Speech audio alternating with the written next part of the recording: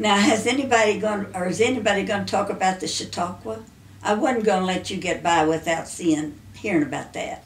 Chautauqua was a group of people from Chautauqua, New York, and they got together and made programs and went all over the West and all over this area because we didn't have any culture. It was all a cultural thing. They had singing, they had songs, singing, and they had operas, and they had operettas, and they had readings. Some people gave readings. They had a lot of famous people who came and did that. And preaching and everything, all kinds of things.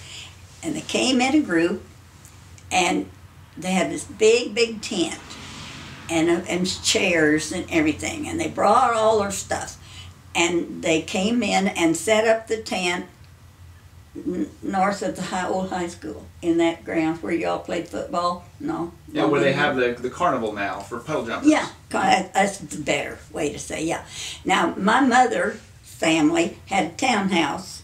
They lived on a big farm at Mayview, but they had built a house, did build a big house here across from there, and it's right next to the post office, one east. And that was their townhouse. Whitsett was Mother's name. Okay. But it's spelled with E, Whitsett, not with the I, but we decided we're still kin to them. Anyway, they'd come to town and stay all week to see the Chautauqua. And you got your tickets 2 or 3 years ahead of time because it was so famous to see these people. And everybody went. They had a matinee and a night show for about a week. Well, this year I'm going to tell you about, the Chautauqua came from Holden. They'd been in Holden. Then they came up in their wagons and whatever, mostly on the train, and had sort of a little parade through town getting there. Well, they set up the tent, and it was John Phillips Sousa. You know John Phillips Sousa's band? Right there. And here they came.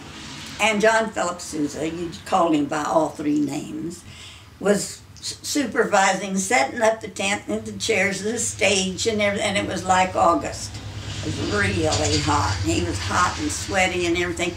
Well, Mother's brother, my Uncle Wilbur, who's now, well, he's dead now, but he was a surgeon in Hollywood, and he was about 10 years old, and all the little boys were following him around as close to John Phillips Sousa as they could get. Well, when they got it all done, John Phillips Sousa said, "Oh, I'd give a $5 bill to have a hot bath in a bathtub." Nobody had a bathtub. But Uncle Wilbur spoke up and he said, "If you'll give me about 15, 20 minutes, you go across the street to that house and you can have a bath in our bathtub." And he did. And he came across, of course, the word spread. Well, everybody in town was in the yard and all looking at him up close. And here he came, Mother said, carrying the most beautiful white suit she ever saw. I always wondered how they could keep it white in that dust and everything. But I think at the sides of the stage, they had little rooms built, for them to get dressed and keep the music in and everything. Well, here he came. And he sat on the porch and talked to Grandpa for a while. And Mother heated the water.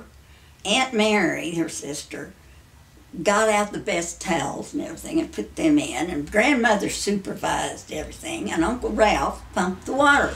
They had a pump in the basement to go up the pipes. So you had running water. It was cold, but you could pump. Anyhow, filled up the bathtub and here came. Mother said they didn't think he would ever get through in there and come back. But he did. And she had that beautiful white, clean, soft hair and that beautiful white suit on. And I've understood that he never wore his white gloves twice.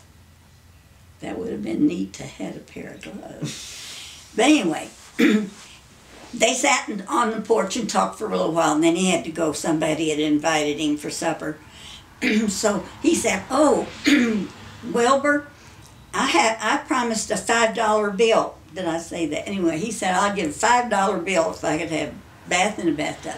He said, I'll give you a $5 bill. And Uncle Wilbur said, no, no, no, no, no. We're just happy to have you take a bath in our bathtub. So he said, well, come with me. And he went over to the tent, went back in one of the little rooms, and he got out sheet music of Stars and Stripes Forever, original piece, and wrote on it, thanks Wilbur for the wonderful bath, and signed his name and gave it to him.